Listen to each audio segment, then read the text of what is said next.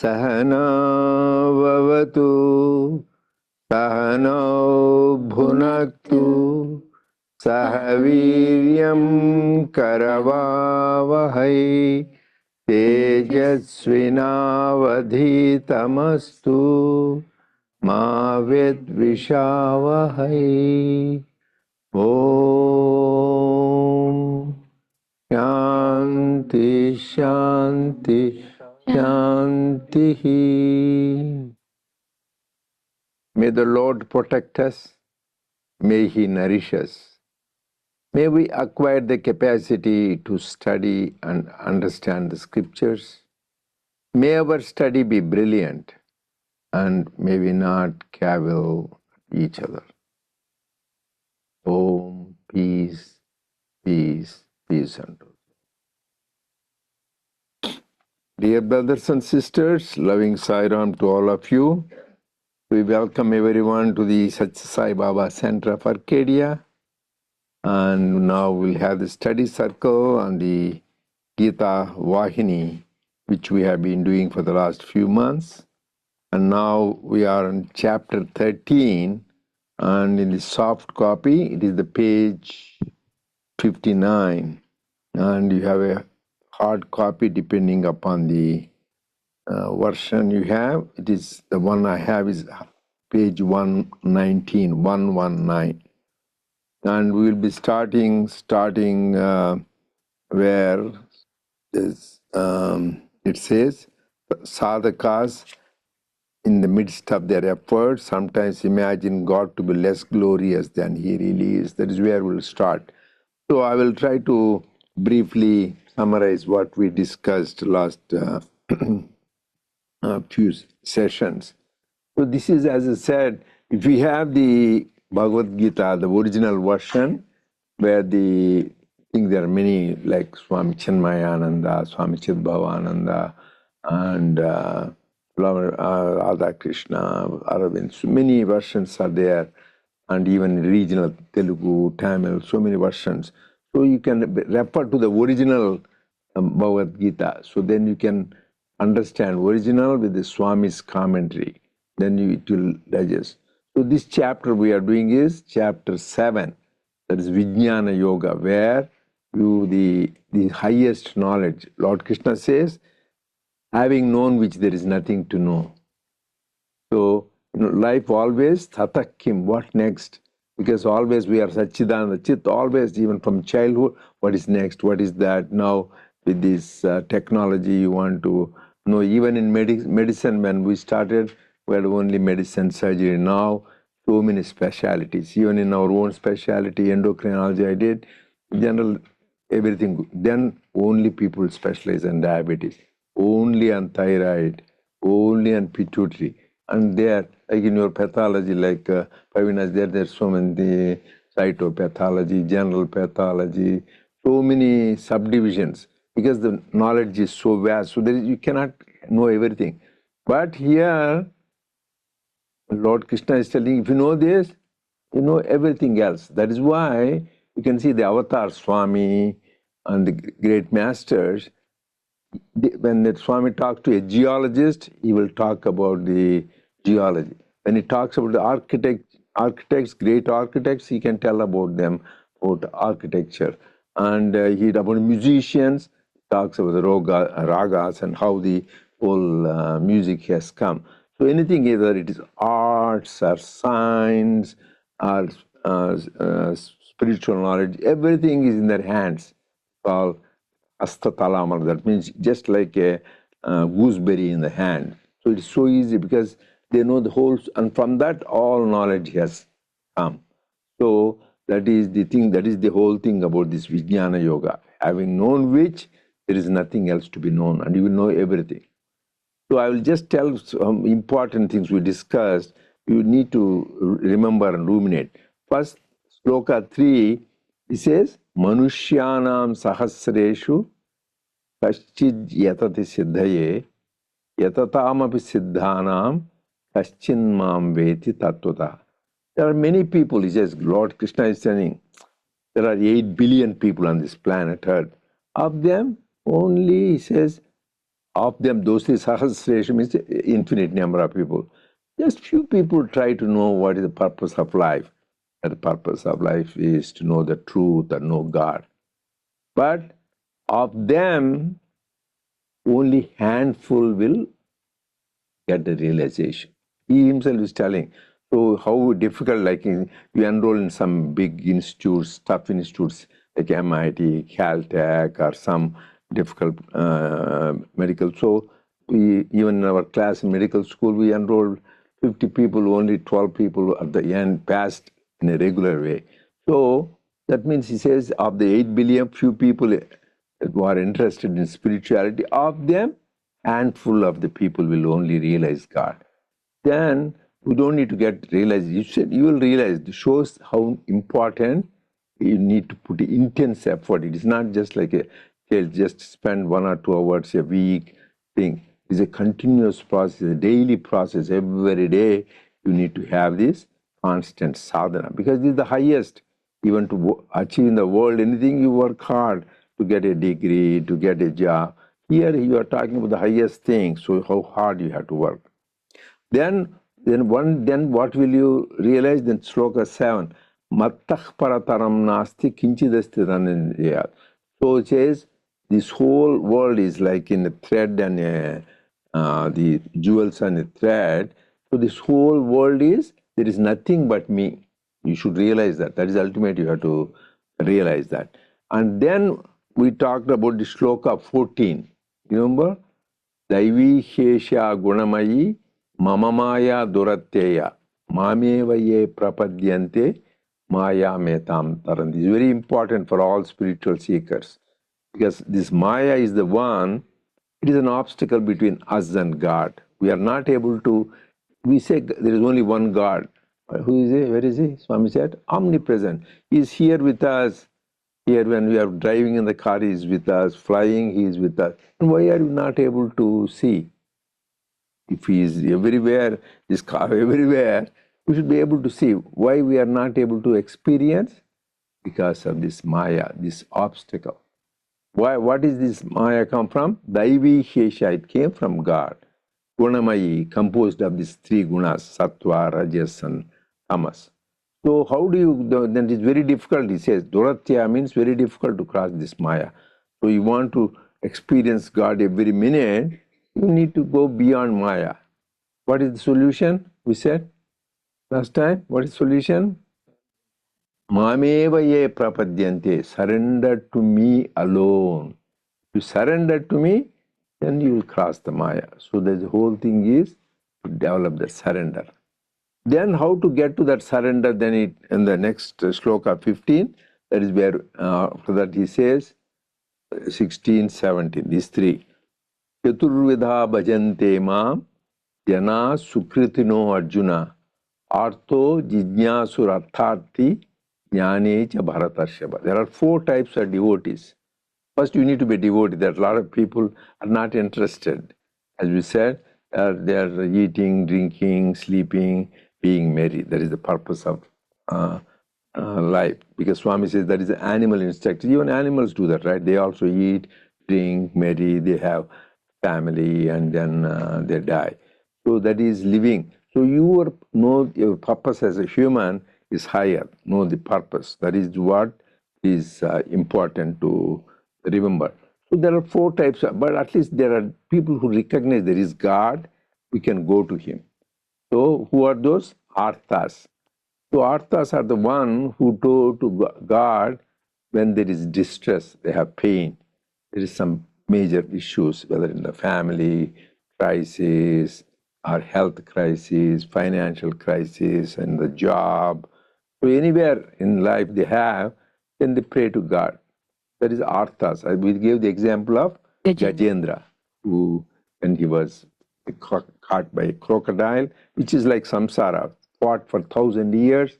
He could not win. Then he realized, oh my God, I cannot do it myself. Then he cried loud for the Lord. And then he came and protected him. Then, so, but here it looks like you're doing business transaction. That is why people say, I break so many coconuts, give me this. I give my hair as if the Lord wants your hair. But anyway, they're here, they do a good work, they make wigs and make money and then go to the temple. So just business transactions, I will do so many circumambulations. So it is like I do this and do that. That means they are more interested in their desires rather than God per se. But it is better instead of going to some powerful guy, rich guy, another person going, they are going to God, who is the source of all wealth, power, and everything. So Artha. Then comes Artharthi. Artharthi is the one who wants better life. So just when they want, so like want promotion in your job, you want to get better grades in your class, or you want to be successful in your career. So those are the Artharthi. And we gave the example of Dhruva. Yeah, Dhruva was the one who wanted to have the kingdom. So he wants to be a king. But finally he realized his mistake. So that is, a lot of people, they go to the God, but finally Swami says they are like the baits. So that I will give you what you want so that you will really want to have what I came to give. That is the thing. Artho, Arthati. Then third one is Jijnasu. The one, because he realized, yeah, his problems are solved, his thing. So he is comfortable. Now he wants to know what is the purpose. Jijnasu means seeker. Jijnasu means want to know the purpose of life. So he does that. He gets into the thing and he does good deeds and like satsang, holy company. But like Uddhava, that is for Lord Krishna, his devotee. So, but he was interested, but he was still not enlightened. So he has to go to gopis, gopikas, like Lord Krishna says, to learn what really bhakti is. So, like there are people who are inquiring into that. Even Parikshit, finally he was liberated, but before that he had a question. That is why he went to sage Shuka to know what is the purpose of life. So just you do. But some of them, they go all the way in the path. Even there are some saints in India, we don't want to tell their names, but they do all these things, give up everything. Then they get trapped in building ashrams, getting money. There's people into now big publicity, invite those politicians, make a big pomp and show. So then they're called yoga brashtas. They are in the yoga path. They know that is the good thing to do, but they get distracted by this pomp, show, and name, fame, and they want money, and then distracted by sense pleasures, women, and all that. There are many people who have fallen down. Even the greatest example, the ancient, our scripture is Vishwamitra himself. Vishwamitra, such a great man who gave the Gayatri mantra, but he became finally a Rajarshi. Yeah. But in the beginning, he made a mistake. He was tempted with the Manaka and power to show that he is the great. So he created a heaven. So like that, so this is people Jijnasu. But ultimate people is Jnani. Jnani is love for love's sake. That's all they want God. They don't want anything else. The greatest example is Prahlada. He doesn't, but another example is Shuka, the one who gave the Bhagavatam to Parikshit, who told Shuka, and Narada, another example, who always, that's all he is interested in is singing the glory. So these are the great people who just didn't, and even in the modern times, you can say like Mirabai, she didn't care even to drink poison, so she was loved Krishna for love's sake. She was a queen, so but gave up the kingdom, gave up the family, and even ready to give up her life itself. Because there, for them, the love for God is the highest. And even Gopikas of the Vrindavan, you can tell them they are Sattvic Bhakti. Though they are Bhakti, Bhaktas, they are like Jnanis. So these are the four types of devotees. And last week, but what did Lord Krishna say? Who is the dearest and nearest? Is Jnani. So because they have there are two types of bhaktis. He says aneka bhakti, eka bhakti. Aneka means in many things they are interested. They want to uh, serve God and mammon. That's why Sri Ramakrishna gave a beautiful example. Like devotees, three kinds. One is like a cow dung, the insect. In India, it grows, it is born in filth, grows in filth, dies in filth. That is like the insects grow in cow dung. And the second type of insects is house flies. So they go on land and nice, good, delicious dishes. Other time they go on land garbage, filth. They do both. So that is the house flies. But then the honeybee, what does honeybee want? It wants only the nectar. It goes only to the honey of the flower. So but if it doesn't get it, it will starve and die. It doesn't care. Similarly, there are people like the lowest, most of the people are like the lowest cow dung. They're born in this and sense pleasures, eat, drink, be merry, and die. Again, same thing. That is like the and there are some people, even a lot of us, is like houseflies. Sometimes come, have satsang, do bhajan, Shivratri thing, and then again people go after that, then go party and gossip, and then there's here. So that is like houseflies. That is not good. So that means if you want to be, you'll stay like a housefly. You cannot combine both. Like even Jesus said, you can't serve two masters, God and money. Amen. So you cannot serve two masters. You have serve only one master. Swami is also said you cannot ride on two horses, you will fall and break. You will ride on only one horse, that is to be only focus on God. So this is very important that how we should have that one-pointed things. And there are people who practice just, they have that one-pointed, they're obsessed, that's like you are possessed. Like Swami Vivekananda said, Grahavishta buddhi, as if they are possessed. Some people are possessed, the people who are misers, greedy, all you think is how to make money, how to make money, how to do. That's all. I know some of my friends, what all, whenever we meet, first thing, oh, this one, how will you get better investment? Where we have to put how my God, you get after a while, because we are not interested, it get you headache. We are not interested. So, because their mind, they are so obsessed with that money. And same people, some other sense pleasures, playing cards or going to some not right places like Las Vegas. Their mind is in the basic instincts. So because that is their mind is attracted. Whereas people who have interests, oh, I want to go to a satsang, I want to listen to the bhajan, or listen to the stories of great saints, or Bhagavatam, I want to read great scriptures. That is those are the people like honeybees. They are interested only that. They want to talk about God. They want to listen about God's stories. They want to see the darshan of Lord's pictures. And they want to go on to the temples. When they walk, they go to the places of holy places, and they use their hands to worship God or give things for charity, helping people. So all their sense organs, whether sight, hearing, talking, everything they're used for the glorification of God. That is the thing. That is of that person, what does Lord Krishna say? Here I want to read that original sloka. After he says Chaturvida Bhajante Mam, Tesham Jnani Nityayukta Eka Bhakti Vishashyate. Priyohi Jnanino Atyartamaham Sachamama Priya. He says, of all these people, they are with God only. They are interested in God. Even if you pray for some trouble to get that relieved, or you want some success in life, and you are inquired. But of all these, why Jnani is highest? There are two qualities, he says. Nitya Yukta Eka Bhakti. That means he's always thinking of God. He's not a part-time devotee.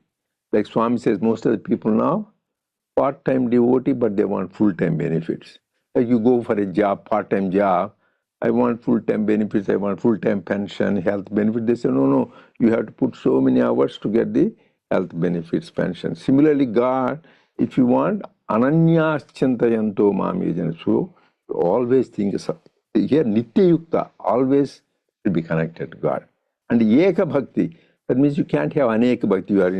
You have got devotion to God and also devotion to so much to your social life and friends, family. You love them, but they're not the attachment. Attachment is only God. You can't have attachment to others.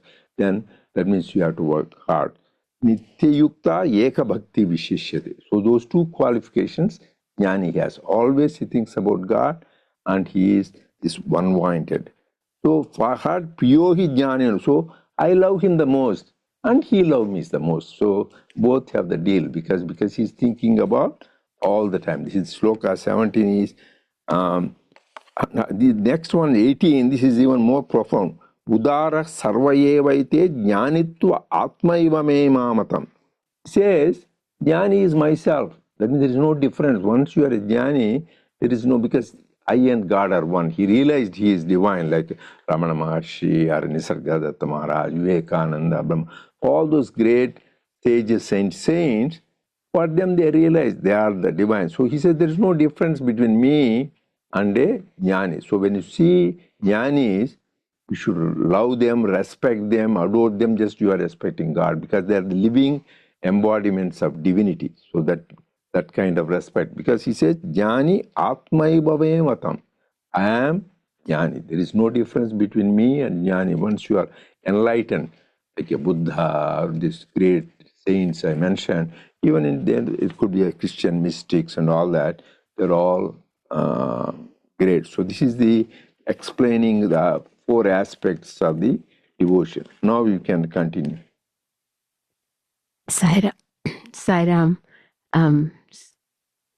I so miss the in-person satsang, and so wonderful to be back. I just wanted to talk loud, yeah. I just wanted to add one more regarding the 4 types of bhaktas. Swami actually, prior to paragraphs, he also brought it as first 3 bhaktas.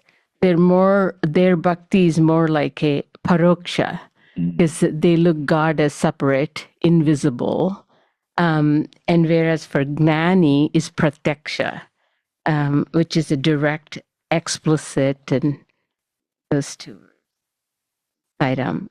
The sadhakas, in the midst of their efforts, sometimes imagine God to be less glorious than he really is. They feel that the Lord differentiates between sinners and saints, good and bad, jnanis and agnanis. These are unsound inferences. The Lord does not separate men thus. If he really did so, no sinner can survive his anger on earth for even a minute. All are living on the earth, since the Lord has no such distinction. This truth is known only to the gnani. Others are unaware of this. They suffer under the false belief that the Lord is somewhere far away from them.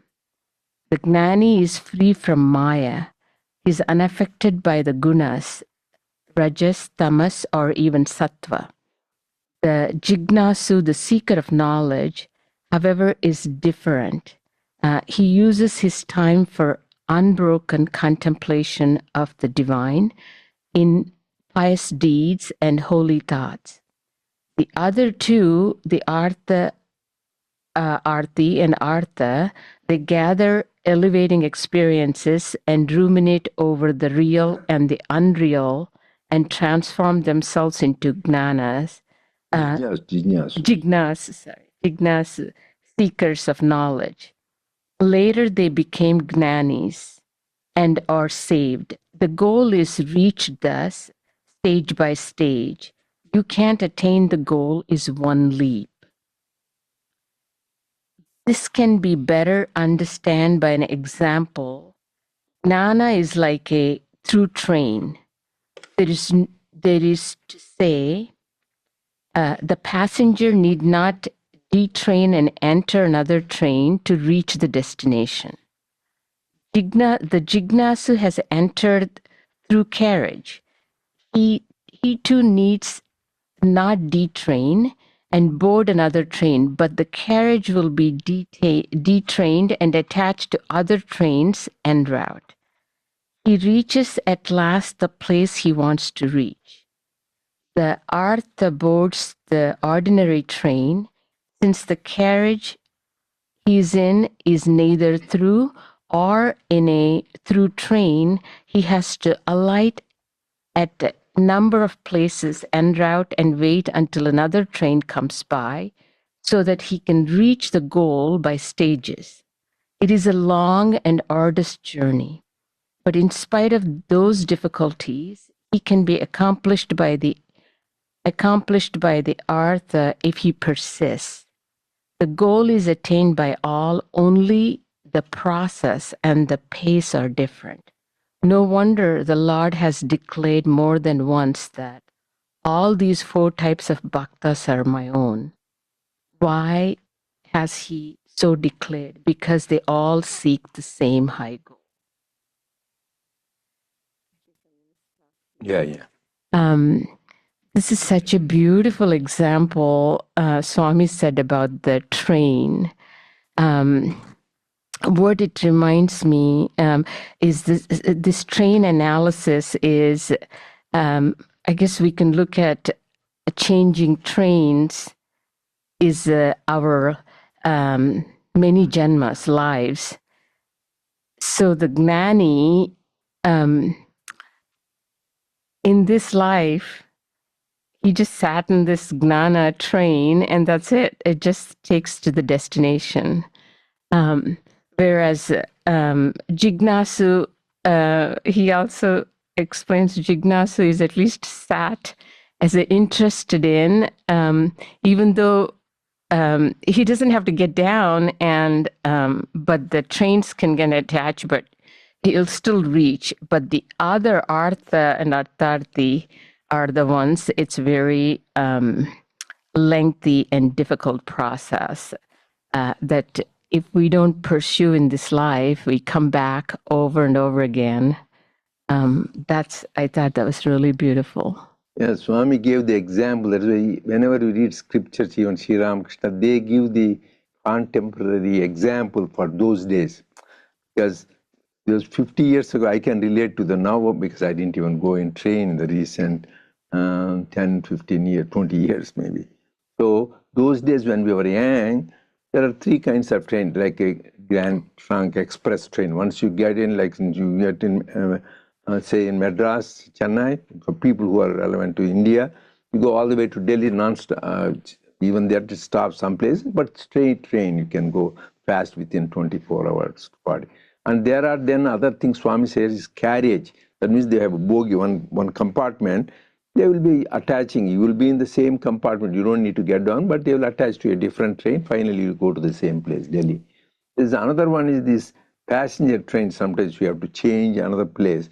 I think the best example is for modern times, flights. Connecting. So flights, non-stop flight, which I like. So just from here to straight go to Bangalore, India, like from San Francisco, here they don't have.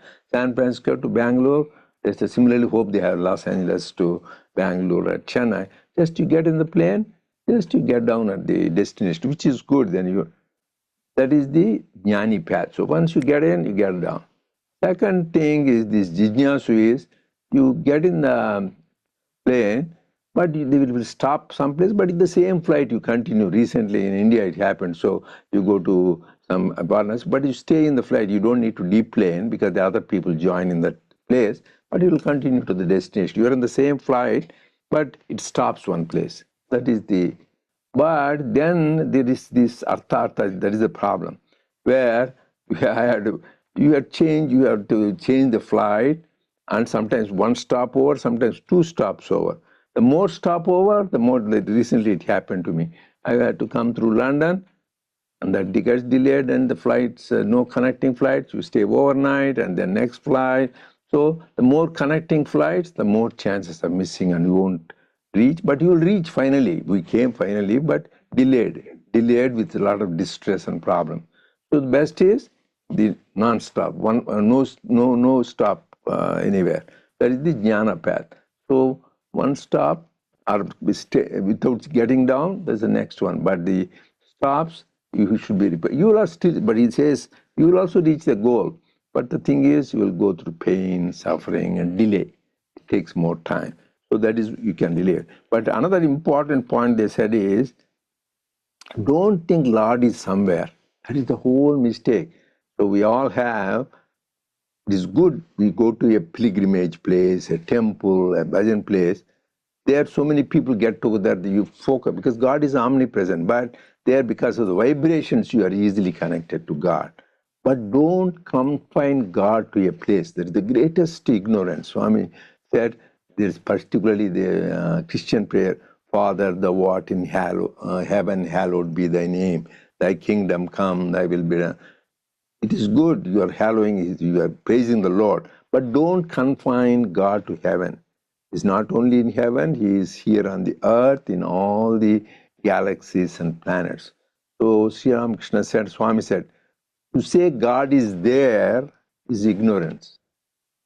But to say God is here is knowledge. So whole spiritual practices is to come to a stage where you feel God is here with us, here above us, below us, besides us, whether we are sitting here, whether we are driving in the car, we are flying, or we are going to work, or we are the family, everywhere you feel the thing. That's what prasada. Pani, Yambuluta, Uchun, Kuruchun, he is drinking water, whether he is eating food, whether he is walking, whether he is playing games with his friends, all the time is that feeling of Narayana as being connected. That is the whole secret. You divinize your life. You don't, in the beginning, yes, we confine to a place, come to a bhajan place, or you go to a temple, pilgrimage. But after a while, you should be able to be connected with God and all places. That is this way. Don't confine him. That is the greatest ignorance. So even Shirdi Baba used to say, don't think, people who think I'm only in Shirdi, clearly say Shirdi Satchita, they're the most ignorant people. No doubt we enjoy more vibrations there in Shirdi, but don't think he's in Shirdi alone. That is the greatest, because here we see that obvious, right? Wherever you go to think of Shirdi Baba and pray, your desires are fulfilled. If he's only there, you have to go only there. But no, wherever you think of him with love and faith, he will answer our prayers. So that is the important thing. Don't confine God to a particular. Mattah parataram nasti. He says there is nothing but me. This is a very important message. So anybody has any comments? Oh, another thing Jnani says is, Jnani has two important things. He's free from Maya and he's beyond the gunas. Yeah. Who has some comment? Arvind? Okay, go ahead. Sairam? You don't hear? Yes, Sairam uncle, can you hear me? Yes, Yeah, uncle. we can hear. Yeah, so this is amazing because when you started and you were narrating, I actually got a question. But with that question, I remembered one incident, and it is amazing how within 10 seconds of me remembering it, you spoke those exact words. You said part-time devotee, full-time devotee, because the I'll maybe preface the question with this incident. So this is the time when all the MBA students they go to Bangalore for industrial visit, like they get some practical exposure to different companies and all that. So from Parthi, when they had gone to Brindavan, Swami was in Brindavan, so that's the time they thought they'll get a lot of chances with Swami. So they were hoping that Swami will give the MBA boys separately try sessions inside his residence. He'll call and speak because that is the speciality of Brindavan. But every day they would ask, Swami would say, no, no, you came here for company, you came here for industry. Like, you're not a jigyasu or gyani. You're here as artha. You come here for your business things, you come here for different things. Swami is just side business. So they would every time tell, no, Swami, no, Swami, no, Swami. And Swami would then tell them, you should know Swami. When you know Swami, then only Swami will come to you. So then again, when they're requesting on, this was narrated by Professor H.J. Bhagya. He was part of the thing. So when they would also ask Swami, they would tell Swami, please Swami, please Swami, please Swami. Then Swami would tell them, you should please Swami. Then Swami will respond. So it went on like this. Basically, Swami was not yielding. Finally, Swami said, see, when you're going to the factories and all these companies, what kind of employees are there? So they were all answering. They said, Swami, there are two types of employees. One is this contractual employees, one are salaried permanent employees. So Swami said, what is the difference? They don't pay the contractual. No, Swami, they pay same. Sometimes contractual employees in a short term, they get more money also. Then it is better to be contractual. Swami, no, Swami, if you are a permanent employee, you have other benefits. What are other benefits? The Swami, you can take leave, you have sick leave, you have casual leave. So if you do like that, then still your job is there. And you get bonuses, you get rewards, you get provident fund for future. And Swami, you get TADA, travel allowance, dearness allowance. Swami said, atlane, like that only. I also have part-time devotees, full-time devotees. Part-time devotees, sometimes they look like they're getting more benefit in short term. It's like contractual. You do jitna paisa utna, I mean jitna kaam utna paisa. How much work you do, that much are immediately paid and finished account. But if you're full-time devotee, Swami said you get all other benefits. You can take leaves. Means sometimes if you forget to do your duties and all, God will be forgiving. It is okay. You can take your leaves. And the most beautiful thing Swami said is you get provident fund for your future. Your future lives also no will be taken care of. If you have been a full-time devotee, God will come back. I remember, Uncle, you keep referring to yoga brashtas. So, Swami says that I will never forget. Even in your next birth, if you have done good in this birth, I will take care. And finally, Swami said, most important, I also give dearness allowance. I allow them to become dear to me. So, this is the benefit of full time devotee. Then, Bhagya sir asked, Swami, how to become full time devotee? Swami said, only through surrender. And what is surrender? Swami said, whether sad things happen or happy things, good or bad, you should always tell, this is good for me. This is good for me. And accept it as God's prasadam. That is surrender. And a person who does surrender, only he is full-time devotee. Because Swami made it clear, it's not about how much time you spend. Because that also a student had asked Swami, how can we keep doing bhajan sadhana full time? We have got class to attend, this to attend. Swami said it's not about how much time you spend. Full time, part time means it's about this attitude of surrender. So here is my question. My question is how practically what are some tips that we can follow when good things happen, it's very easy to think that this is good for me because I feel I deserve it. I deserve these good things to happen to me.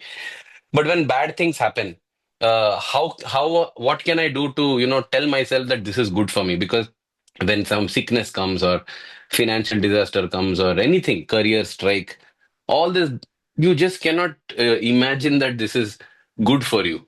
So how do we practice surrender in such situations practically? This was a question that arose, Uncle.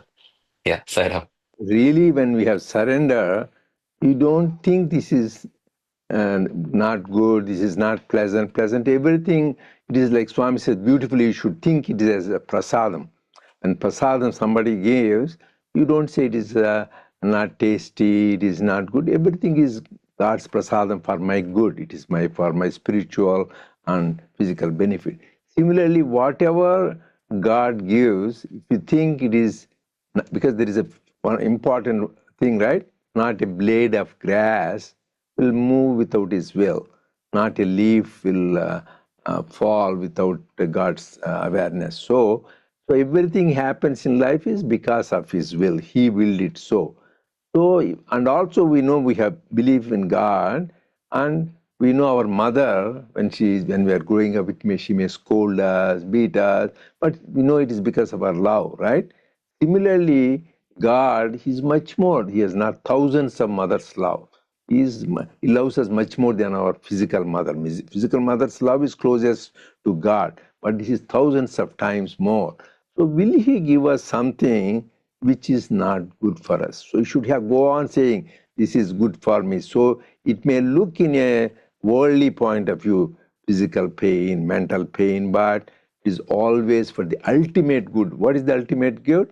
To be connected to God. That is why the greatest example is Mother Kunti. So what did she pray to Lord Krishna? The greatest prayer she said is, Lord, go on giving me difficulties. This is, everybody said, why? Because anything which takes you close to God is good for you. Because when she thought about Lord Krishna more, when the children were suffering, when they were in exile, when they were going through all the troubles, when there are too many comforts, people go into the wrong ways. Swami says, we see that, right? Money makes many evils. People go into these luxurious indulgences, sense indulgences, forget about God. So during the times of trouble, you think more about God. So it may apparently you're asking for troubles. Why trouble? Trouble, anything which takes you to close to God is good for you. So if the troubles and challenges are good, it is the blessing. So that is what you should, when you feel surrender also, you don't think, like there is a beautiful example, one great saint said, first you said, oh, this is a trouble, oh, this is God has given, let me accept it. That is apathetically. Just, oh yeah, this trouble came, what is Swami gave it to me. But real surrender is joyful acceptance. Oh, so even the trouble you don't grumbling. So grumblingly you accept, yeah, Swami will, what can I do? But even so-called trouble, they joyfully accept. Like I told the example of great Saint Nag Mahashai, when a cat scratched his flesh came, oh Mother Kali, you came in that form. And that Rudra Pashupati Nair's a thief stole his property. Oh Lord Rudra, you came in this form. Like for ordinary people, that looks terrible, right? Somebody stealing you and somebody hurting you. But even that, they see the God is coming in that form and blessing them. So that is the attitude. They don't even see this is bad, this is good. Everything is God's gift. That is the feeling you should. And there is no question of why and you. There is only God you will see. That is the answer for you, for you, all of us. Anyway, so time is up. So we'll continue next week.